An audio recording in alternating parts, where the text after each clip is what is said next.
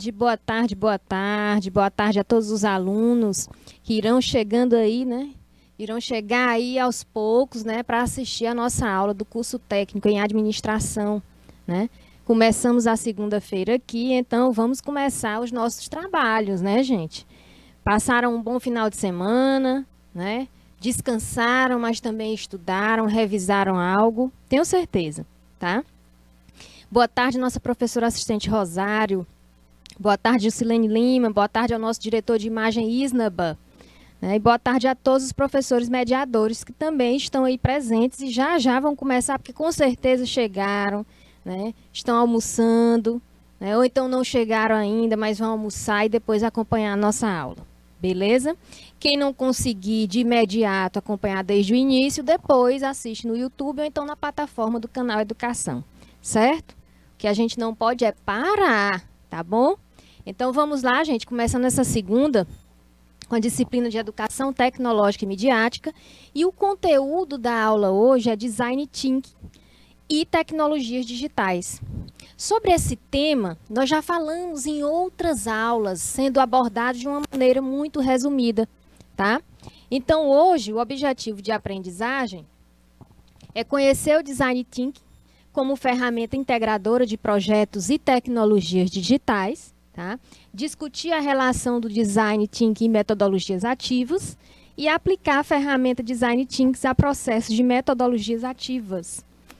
É o que a gente pode fazer aqui, é o que a gente está fazendo aqui, aplicando esta ferramenta, tá? Numa metodologia ativa, certo?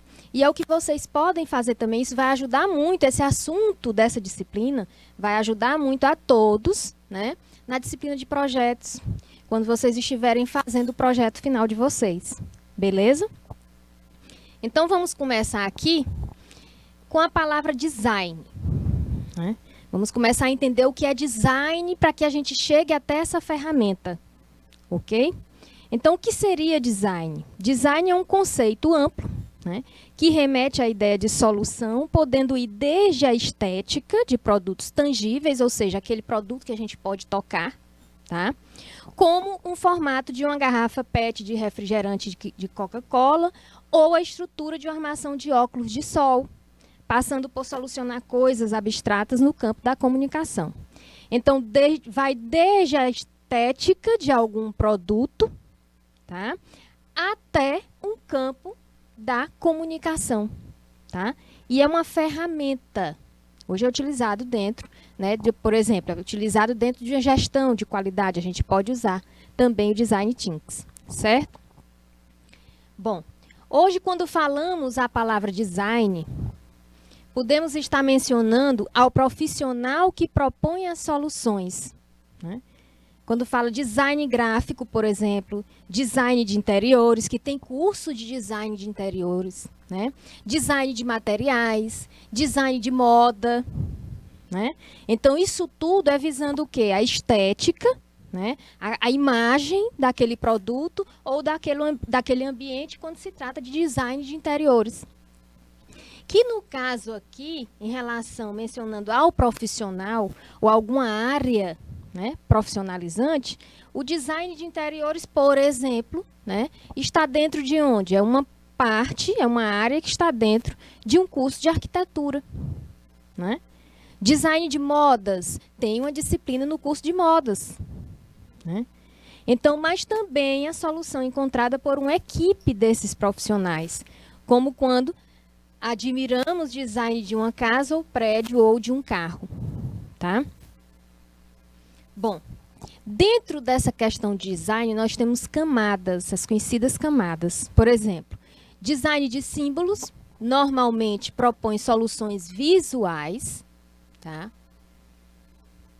Onde você pode simplesmente fazer, né, escrever algo, explicar algo através de símbolos, né? Então, você escolhe o tipo de design. Soluções visuais no campo da comunicação escrita, né, que pode ser fonte, tamanho, cores, muito trabalhado por design gráfico nas redes sociais, né?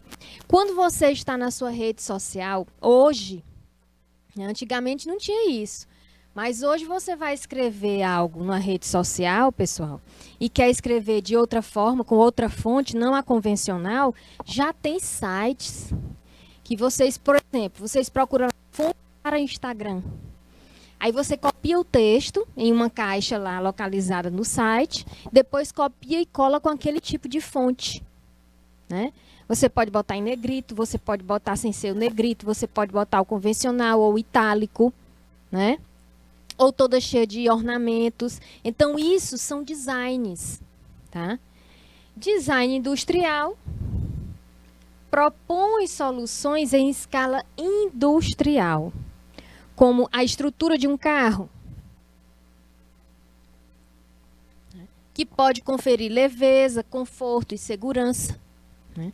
Então, toda a estrutura de um carro, esses carros que estão, esses veículos lançados, você pode ver que todos têm um design, né? E logo na propaganda eles falam design arrojado, né? Um design amplo, certo? Um design que pode atender a comodidade do passageiro, do motorista, né? Bancos com design alinhados. Então, são várias coisas que você pode estar relacionando ao design industrial, tá?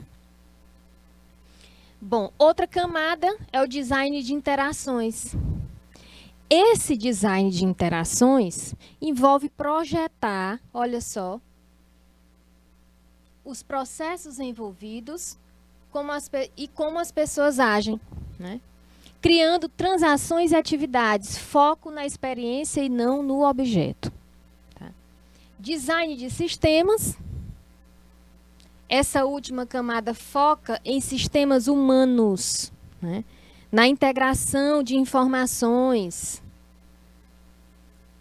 objetos, interações e também em ambientes, tá, sociais, profissionais e acadêmicos, né? Design de sistema. Olha aí o IPTV, já tem gente aí, Picos, boa tarde. Bom, então, falando de design, o que a gente tem que observar é o quê? Observe que o que move o design é o quê? É a solução.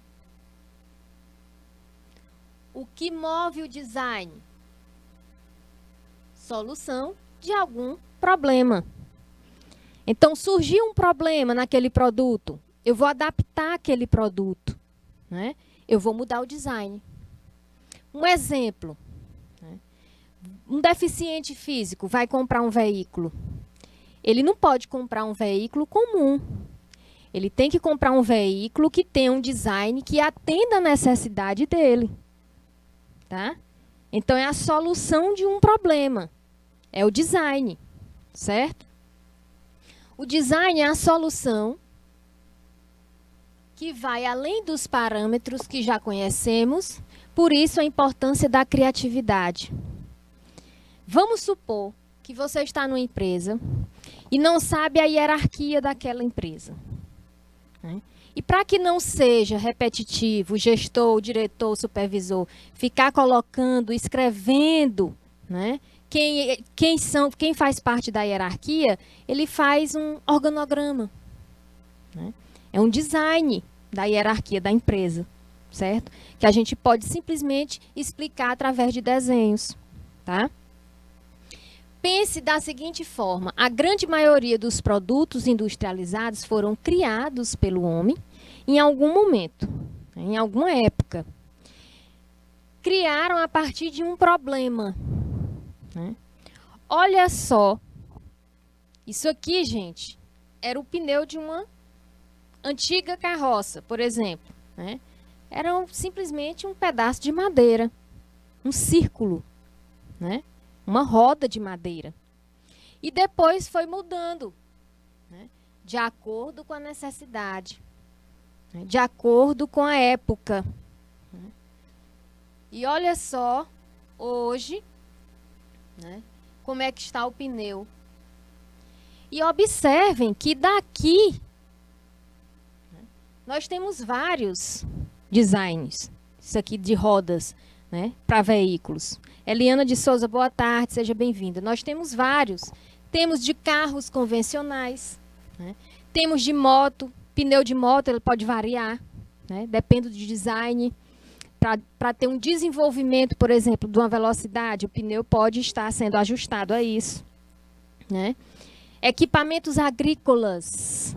Se vocês observarem o pneu de um trator, o pneu de qualquer equipamento agrícola, você vai notar uma diferença, tá?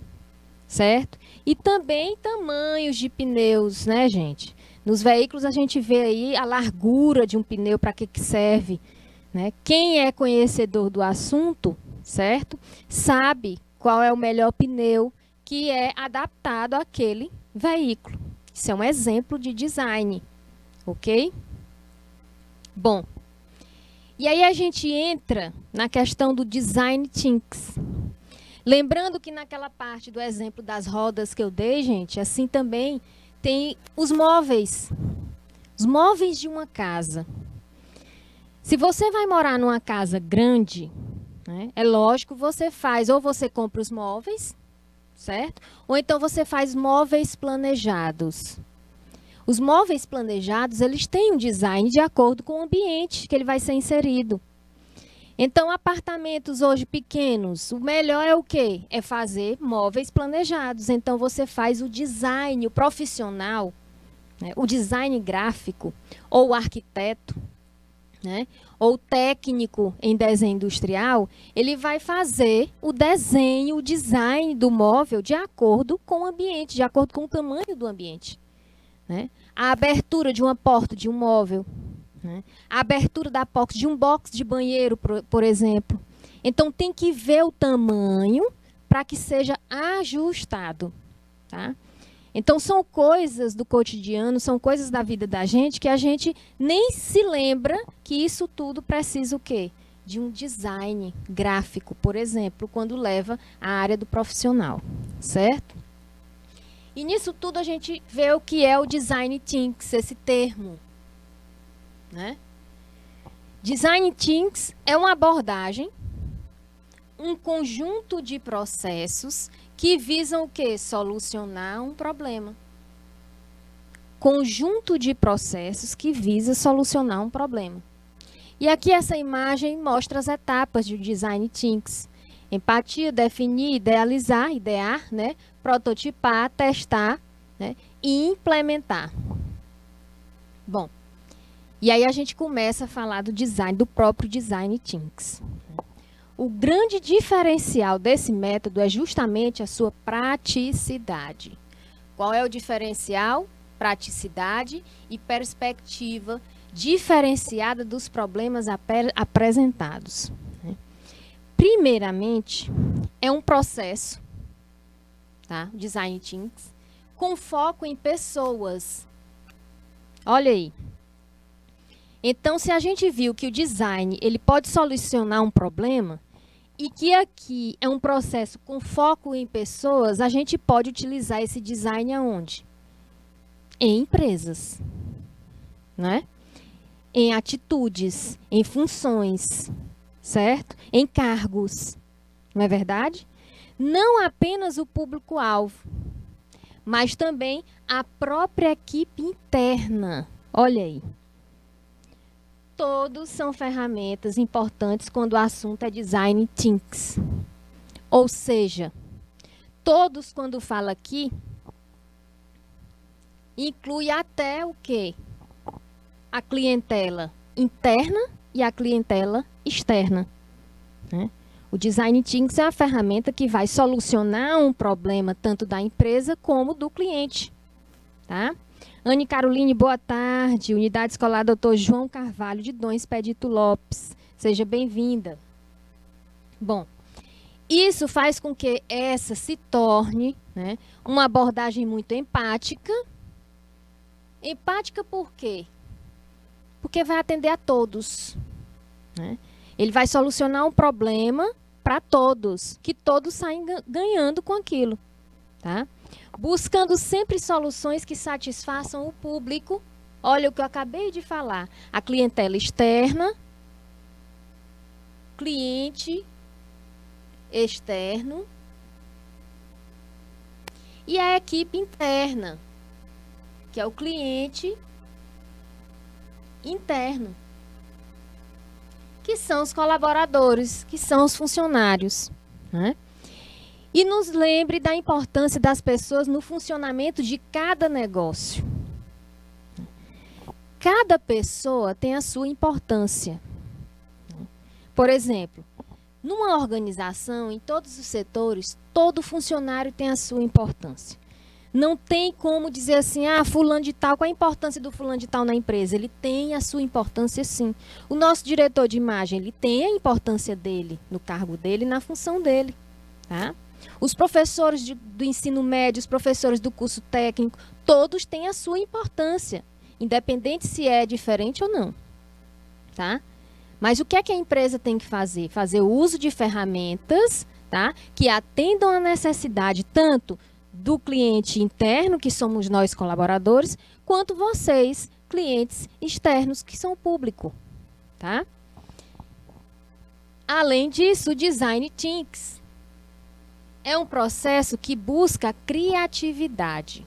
Ora, se é uma ferramenta utilizada, né, para resolver um problema e que tem que levar em conta ao público e à equipe interna, é lógico que tem que fazer uso de quê? Tem que buscar o quê? Criatividade, né? Para atender a todos, né? Porque todos são diferentes. O público-alvo é diferente. O público-alvo, entre eles, não tem nenhum igual, né? Os clientes são diferentes. Ele tem que usar, sim, da criatividade, né? Voltando lá para aquela questão do design de interiores, né? Eu posso escolher, eu posso ter uma exigência, né, um gosto diferente de quem está morando comigo. Talvez eu queira um ambiente com design, né, arrojado, e aquela outra pessoa que mora comigo tem um gosto totalmente diferente, né? Então tem que ter criatividade para atender as duas pessoas. E o Design Thinking é a mesma coisa. Ele tem que atender o público e tem que atender o cliente interno, tá? A ideia é que problemas diferentes exigem abordagem diferente. Por isso que tem que ter o quê? Buscar o quê? Criatividade, né? E a empresa capaz de moldar seus planos de ação de acordo com a dificuldade, olha aí, ó, apresentada, se destaca no mercado. Então, é uma empresa arrojada, é uma empresa criativa, é uma empresa que atende o público e que todos ficam satisfeitos, né? Então, hoje, tem organizações que conseguem isso, mas tem organizações que não conseguem, né? E não tem um destaque merecido, né, no mercado. Assim é o profissional, tá? Um profissional, ele tem que fazer a diferença para que se tenha um destaque no mercado, para que se tenha um destaque na organização, né? Bom, como pode ver, esse método, né, é extremamente versátil, aplicável a diferentes áreas, como já vimos no início, tá? Certo? E mundialmente conhecido. Porém, sabemos, né, queremos nos atentar somente à definição. Bom, está na hora da gente entender melhor, né, o poder dessa metodologia e conhecer cada uma das suas principais etapas. E é aqui que a gente vai conhecer as etapas, né? Mas antes a gente vai ver como é o Design Thinking no seu negócio. Como é o Design Thinking na sua empresa, né? Na sua função ali, o que é na atividade que sua empresa está desenvolvendo, certo? Na sua organização. Logo de início, vamos deixar claro que cada uma dessas etapas pode variar de acordo com o seu negócio, tá? Ou seja, o Design Thinking no seu negócio, ele não é igual a toda a organização. A atuação dele pode variar de acordo com a sua atividade, né? Se é uma ferramenta que a gente diz que atende a necessidade, tem que atender a necessidade, né, o gosto, então ele vai variar sim de acordo com a sua organização, de acordo com a sua empresa. Então não é a mesma coisa, tá? Quem dirá como ferramenta deve ser utilizada é você, pois só quem conhece o próprio negócio sabe das suas reais necessidades. Só quem conhece a sua empresa é você, né? Vamos levar isso para a nossa realidade, para a realidade. O que eu sempre digo aqui, qual é a primeira empresa? A gente já nasce com uma empresa, né? Não esqueçam disso. A gente já nasce com uma empresa. Qual? A nossa vida. Então, só quem sabe, né, o que você vai utilizar para melhorar a sua empresa, para melhorar a sua vida, é você. Tá? É o seu próprio negócio. Você tem o seu próprio negócio. Então, só você conhece. Certo? Imagine que você acaba de comprar um quebra-cabeça, né? Está diante da caixa e precisa começar a montagem, mas não sabe por onde começar. Qual o processo que vai te garantir a montagem mais rápida, né? E quais as etapas seguir, né? Todo mundo aí já teve um quebra-cabeça, né?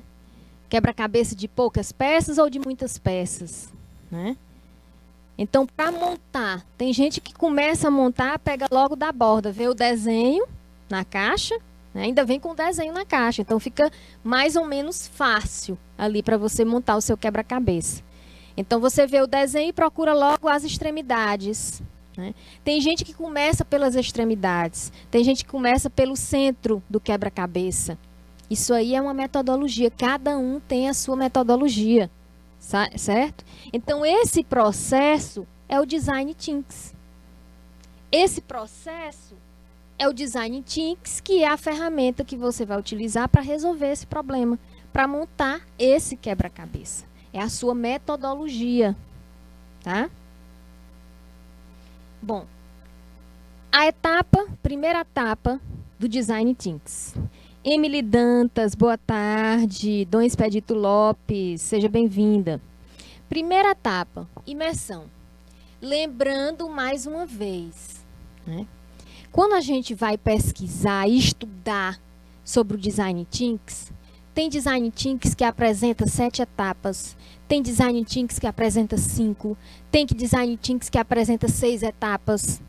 Mas como já vimos, isso depende de quê? Da sua empresa, tá? Depende da sua atividade empresarial, depende da atividade da sua organização, certo? Primeira etapa, imersão. Essa é uma fase de conhecimento. Como assim, professora? Tudo que a gente vai usar para uma melhoria na nossa empresa, na nossa organização, primeiro a gente tem que conhecer. Você não vai adotar, implementar uma ferramenta sem conhecer a ferramenta. Não é verdade? Você não vai simplesmente comprar um serviço, pagar por um serviço, pagar por um produto sem conhecer. Tá? Então, é uma fase de conhecimento onde tem que dividir em 2 etapas essa fase.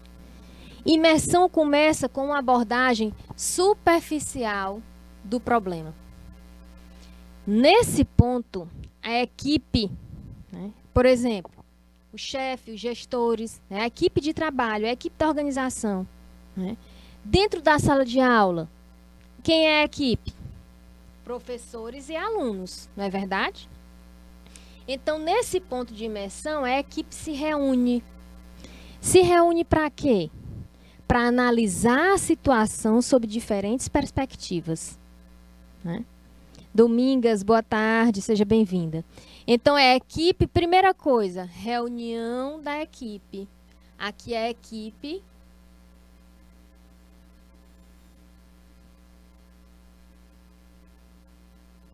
A equipe se reúne para analisar a situação sobre diferentes perspectivas, realizando pesquisas e buscando entender, né, com o que estão lidando. Então, a equipe se reúne para pesquisar, né? E olha só, vamos ligar essa disciplina, essa etapa de imersão, lá na disciplina de projetos, que a gente vai ter aula também hoje, né? Então, vocês se reúnem para fazer a pesquisa, tá? Além disso, esta é a parte de determinação de limites. Pois, conhecido o problema, depois de conhecer o problema e seus protagonistas, pode-se determinar o que será necessário para o seu tratamento, né? Para a resolução, né? processo essencial para a próxima etapa, a abordagem mais profunda, né? Nessa etapa, precisamos definir o projeto de pesquisa. Tá? É aqui que a busca pelo conhecimento sai das mesas de trabalho e parte para a coleta de informações. Né? Primeiro se reúne, faz análise, faz o levantamento e começa a pesquisar, né, de como solucionar esse problema. Isso pode ocorrer através de pesquisas, tá? Pesquisas com o público, né? Conferências com outras empresas, né? Vocês vão atrás de outras empresas, por exemplo, né? A equipe pode se reunir e ir atrás de uma empresa que tem a mesma atividade e que já teve aquele problema que está sendo gerado na sua organização. Como é que eles se resolveram isso? Né? Que ferramentas implantaram? Que tipo de gestão eles colocaram? Tá? Então, vai atrás, conferir com outras empresas e qualquer outro método necessário para a coleta do maior número de informações. Quanto maior o número de informações nessa primeira etapa, melhor para resolver o problema. Resumidamente, é análogo a tirar as peças do seu quebra-cabeça da caixa, tá?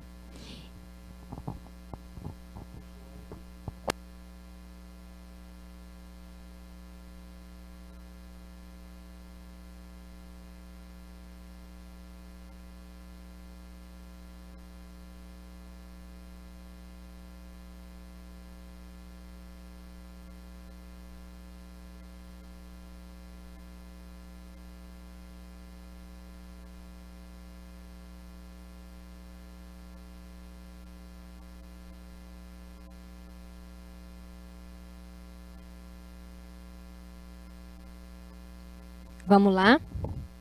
Resumidamente, é análogo a tirar as peças do seu quebra-cabeça da caixa, em que cada peça, olha só, cada peça corresponde a um fragmento de informação.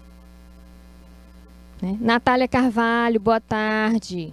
Né? Gabriela, sejam bem-vindos. Então, cada peça corresponde a um fragmento de informação para a montagem de outra peça. Certo?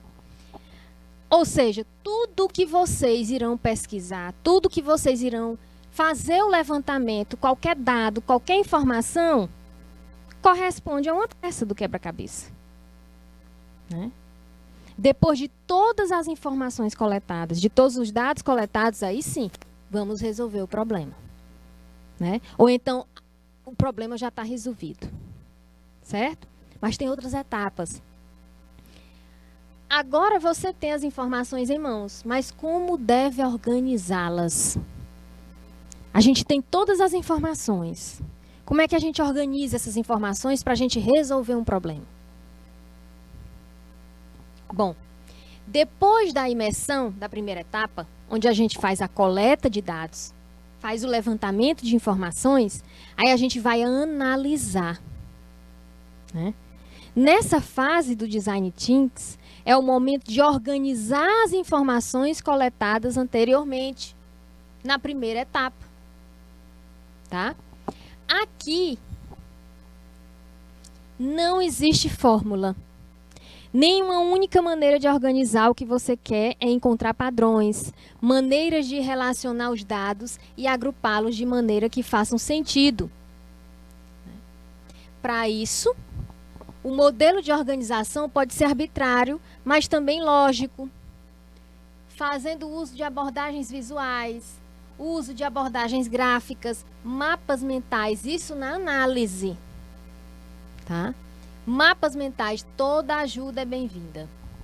No final, é esperado que se obtenha o quê? Entendimento maior de como as informações se relacionam. No nosso exemplo, você vai olhar as peças individualmente, para identificar os elementos que compõem a borda da imagem e agrupar peças que construam uma mesma figura. Foi o que eu falei anteriormente, já no início. Né? Tem gente que começa a montar um quebra-cabeça pegando as extremidades, as bordas, vai formando e olhando. E outra, num quebra-cabeça, tem a facilidade porque na caixa já vem o desenho.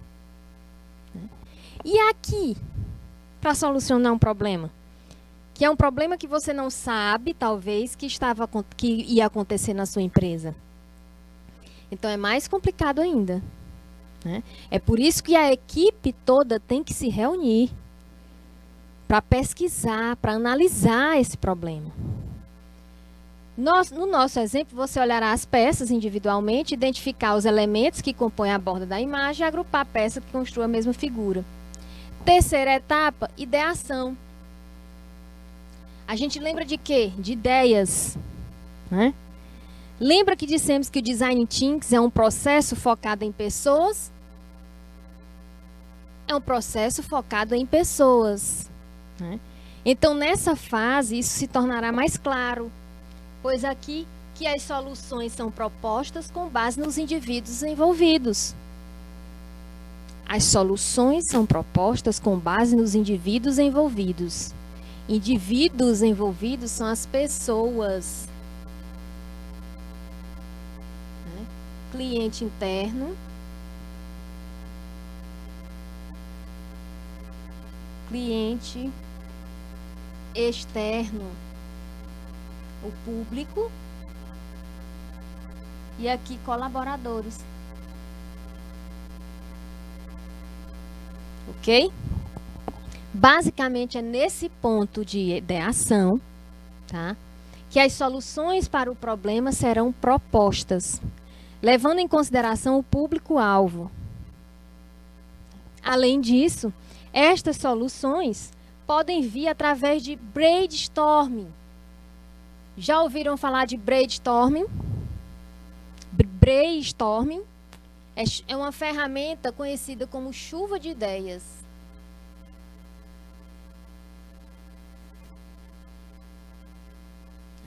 Realizados em conjunto com a equipe e demais pessoas capazes de contribuir.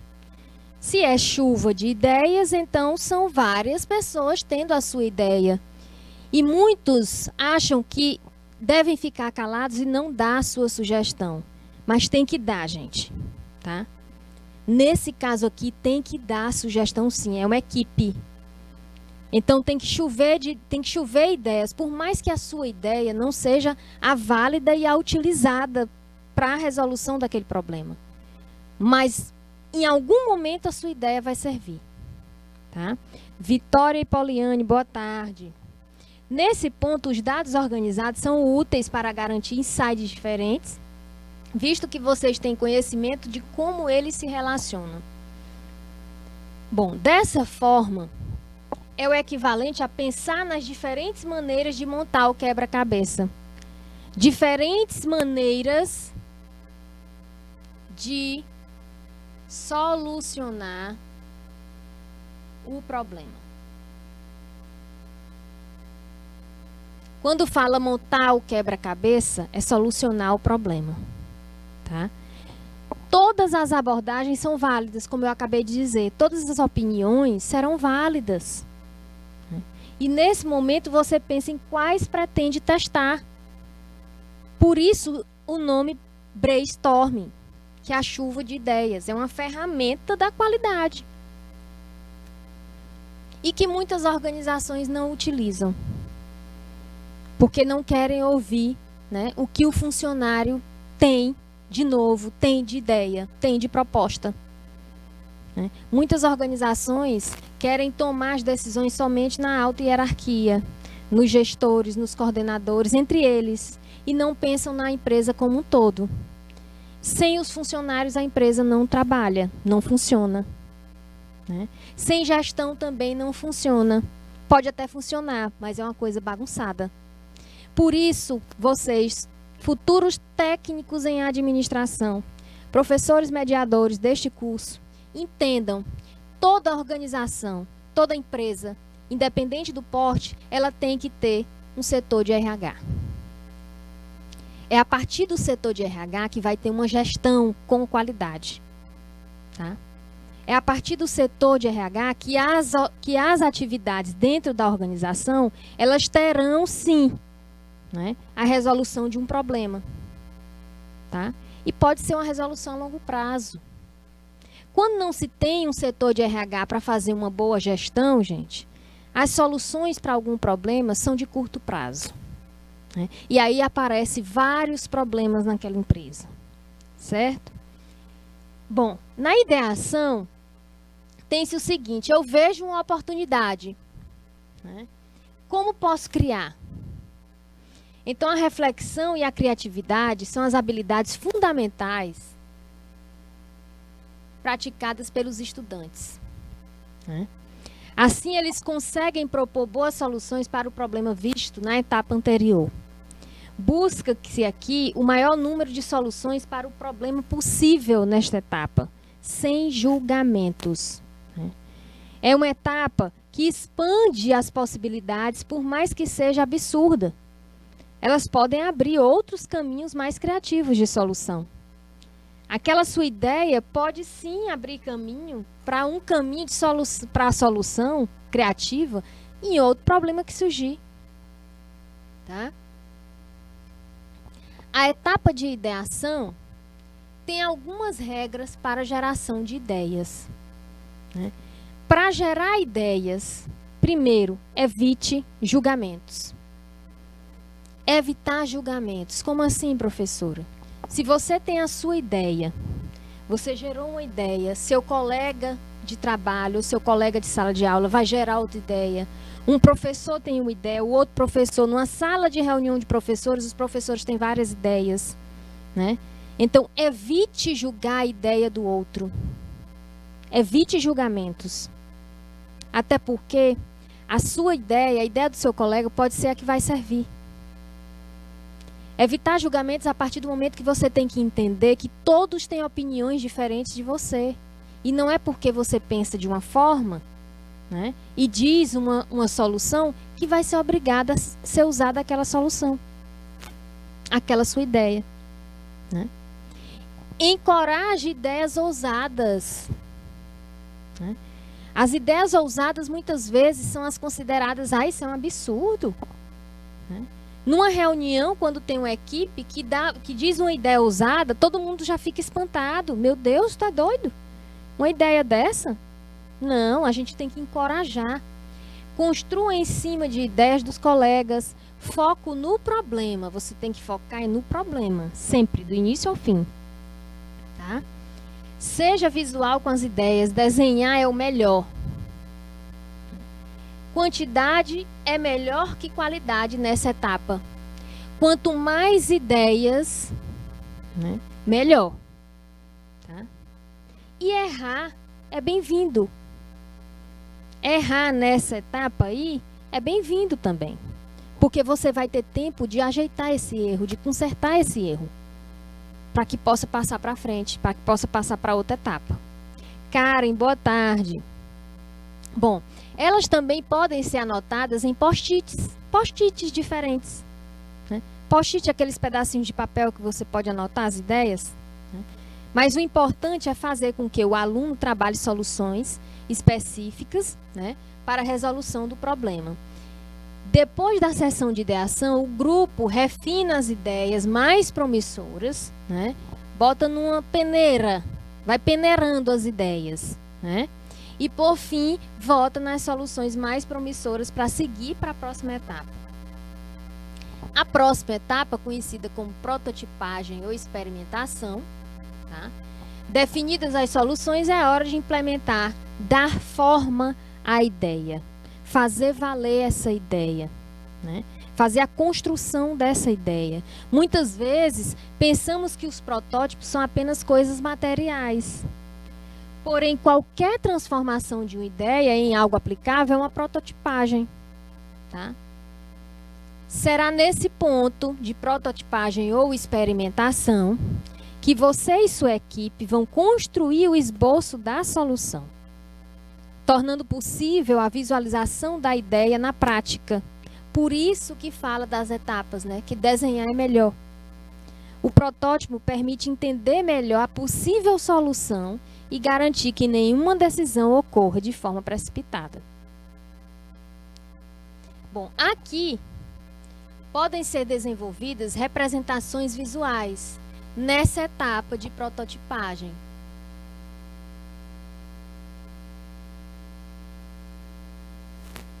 ou experimentação.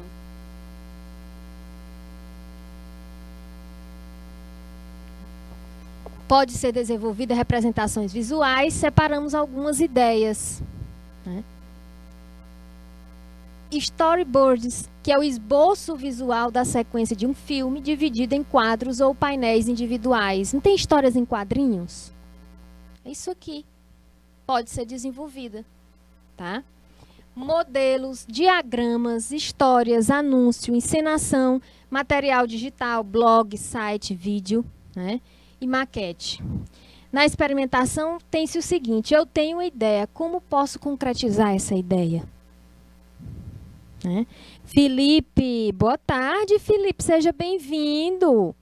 Mandar um abraço para o Novo Oriente, um abraço aí para Novo Oriente do Piauí.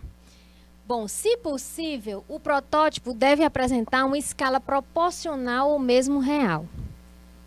Ao terminar essa etapa, né, são feitas as validações para verificar como determinada solução se aplica, obtendo o quê? Feedbacks dos professores e do público envolvido na pesquisa, se houver.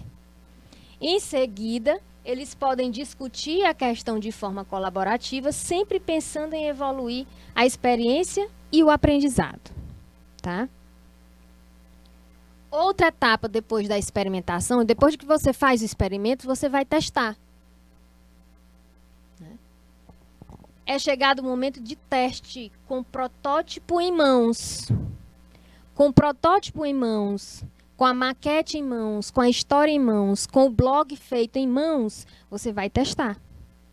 Novamente, as pessoas são um grande foco dessa abordagem. Logo, a melhor forma de garantir a eficiência da solução é o quê? É implementá-la com aqueles que realmente são seu foco. É o equivalente a lançar uma versão beta, né, da sua solução final, a fim de detectar possíveis erros, entender o que deu certo e o que precisa ser repensado e reprojetado. Tá? Francisca das Chagas, Genuíno, boa tarde. Bom, essa fase da experimentação ou prototipagem, né, juntamente com a anterior, né, correspondem ao teste dos diferentes métodos de solução do nosso quebra-cabeça hipotético. Né? É na tentativa e erro. Olha só, errar aqui é aceitável. Né? É na tentativa e erro que vai se construindo o quê? O modelo ideal e finalmente a imagem começa a se tornar tomar forma e você, por fim, vai completar o quebra-cabeça que a gente, né, falou aqui hipoteticamente. Bom, nesse sentido, todo o processo de desenvolvimento e resolução do problema só se transforma em solução a partir do protótipo.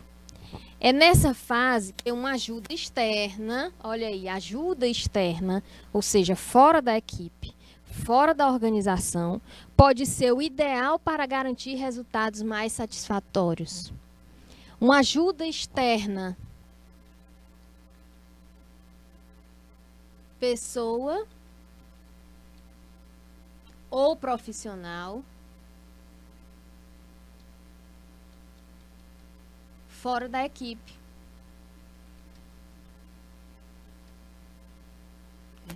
Pode ser uma consultoria, certo? Bom, e aí a gente tem todas essas etapas do Design Thinking, certo? Para poder fazer o quê? A aplicação da metodologia ativa, né? Por exemplo, vamos aplicar essa metodologia ativa na sala de aula, né? Professores mediadores podem aplicar essa metodologia ativa do Design Thinking na sala de aula, como professora. Vamos lá.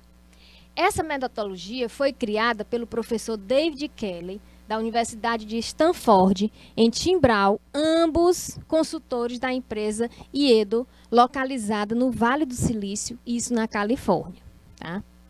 Bom, em resumo, o Design Thinking busca a resolução de problemas. A gente já vem falando. Design, né?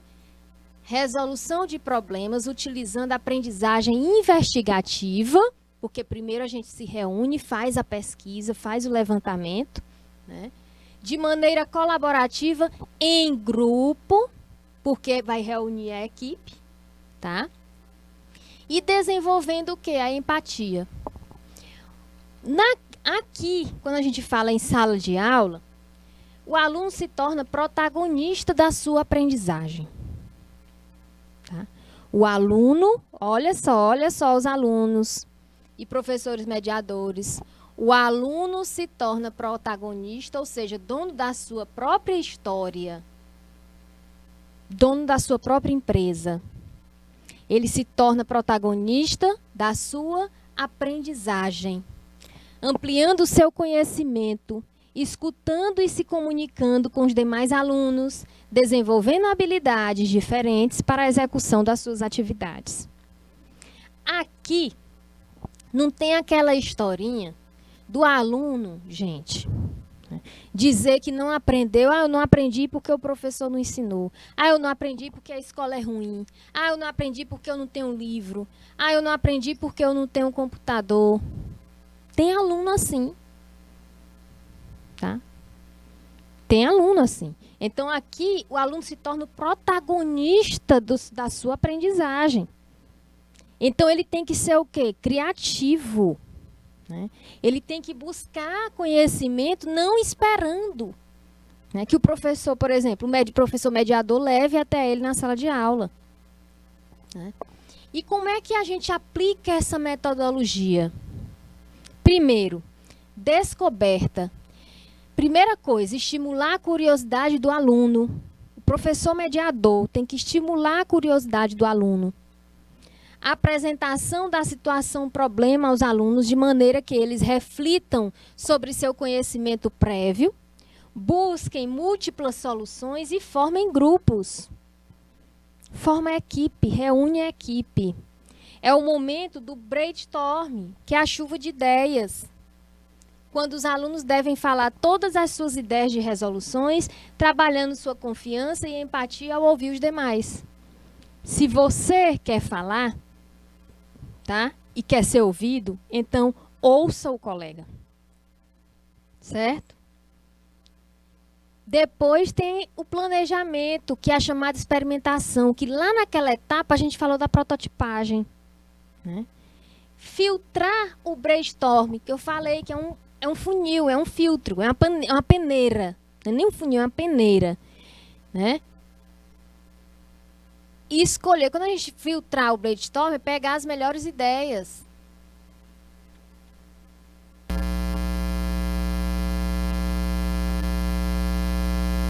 Listando as ideias possíveis para a resolução da situação problema. Mas isso não quer dizer que se a sua ideia não foi escolhida, isso não quer dizer que lá na frente a sua ideia não vai ser mais utilizada. Vai sim. Quanto mais ideias, aqui se preza o quê? A quantidade de ideias, não a qualidade. Nesse momento é importante mostrar aos grupos a necessidade de quê? Criação de um plano de ação, refletindo sobre todas as ideias citadas, organizando suas possibilidades e suas execuções para chegar ao resultado esperado. Tá? E depois da experimentação, da prototipagem, né, de escolher as melhores ideias, mãos na massa, que é a chamada evolução. Tá? É o desenvolvimento, mãos na massa, vamos desenvolver, vamos evoluir. É o momento de colocar na prática o que foi planejado e acordado entre os integrantes do grupo, entre a equipe.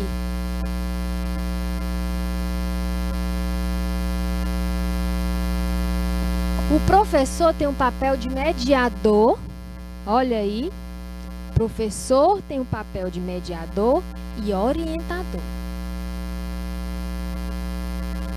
Apresentando sugestões para a organização das tarefas, ele vai se reunir com os alunos, mas ele vai apresentar sugestões para organizar as tarefas, com utilização de dispositivos tecnológicos para a documentação das etapas do desenvolvimento e o uso de materiais. Tá? É importante destacar que cada etapa do desenvolvimento é construída de maneira coletiva, com o empenho e respeito dos alunos, de maneira coletiva e não de maneira individual. Se é uma equipe, se é um grupo, então nada de individualismo, certo? E depois tem a apresentação. Depois de colocar a mão na massa, de evoluir, de desenvolver, né? Ao finalizarem, cada grupo deve apresentar o seu trabalho, mostrando que diferentes ideias podem ser utilizadas para a resolução de uma situação e que o trabalho em grupo amplie essas percepções.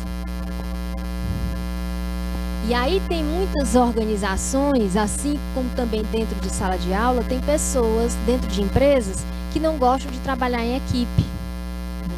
Tem funcionários que eles se dão melhor, né, trabalhando separadamente. Mesmo tem um setor, certo? Mas eles se dão muito bem, desenvolvem muito bem, trabalhando sozinhos ali, efetuando a sua função sem precisar da ajuda dos outros. Depois da apresentação, tem um feedback para alunos. Esse momento é muito importante, pois os alunos precisam o quê?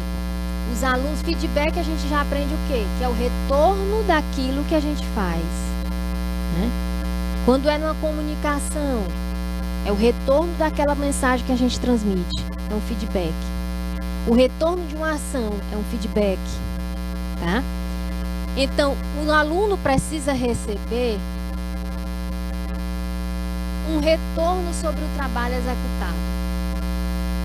Toda vez que a gente faz um trabalho, a gente quer um retorno. Como? A gente quer saber, né, a nota, a gente quer saber o elogio do professor, o que é que o professor achou desse trabalho, certo?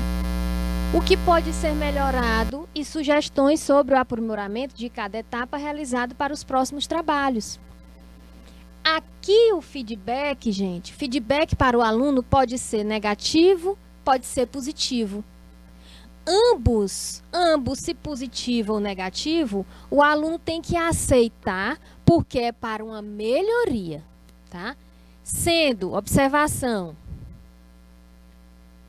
sendo negativo ou positivo, o aluno tem que aceitar para futura melhoria.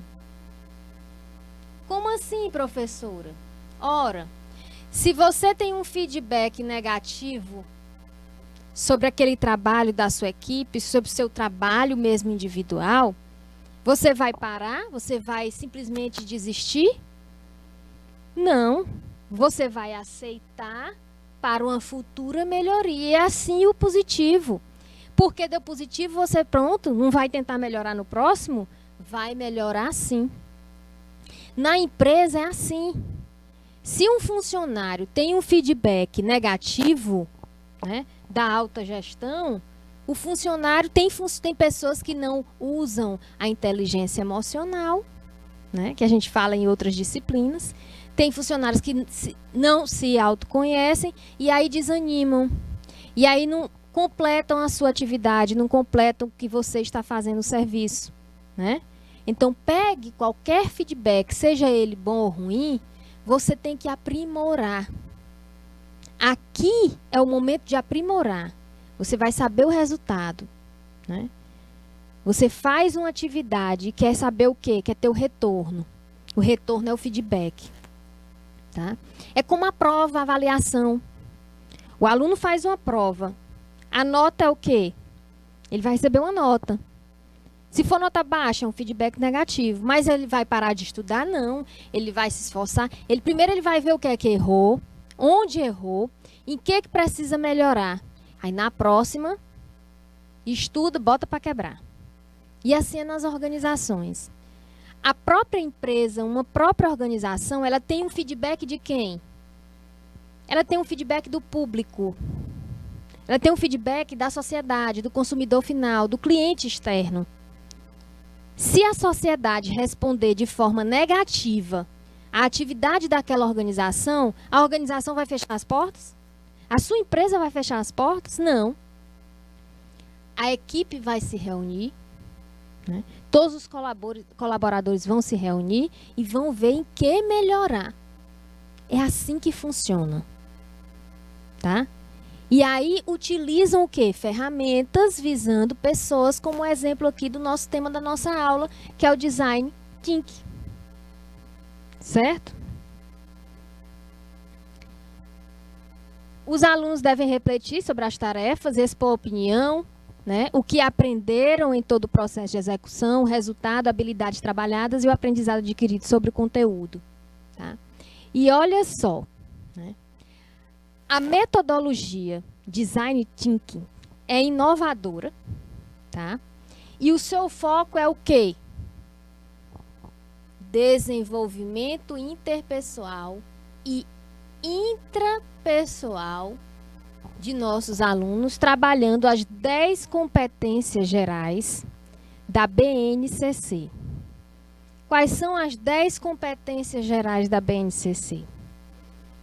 Conhecimento, pensamento científico, crítico e criativo, repertório cultural, comunicação, cultura digital, tá? Trabalho e projeto de vida, argumentação, autoconhecimento e autocuidado, empatia e cooperação, responsabilidade e cidadania e a autonomia dos alunos para se tornarem cidadãos do mundo. A metodologia Design Thinking aplicada em sala de aula. Né? Professora, e essa metodologia Design Thinking é uma metodologia inovadora, nós sabemos. E o foco, a gente aprendeu desde o início da aula, quem chegou depois pode acompanhar no YouTube ou no plataforma do canal Educação. Tá? O foco é o quê? Pessoas. Tá? O foco da ferramenta Design Thinking é pessoas. Aqui diz sobre o desenvolvimento interpessoal, meu próprio desenvolvimento, e o intrapessoal, certo? E já já a gente volta para continuar o nosso aprendizado.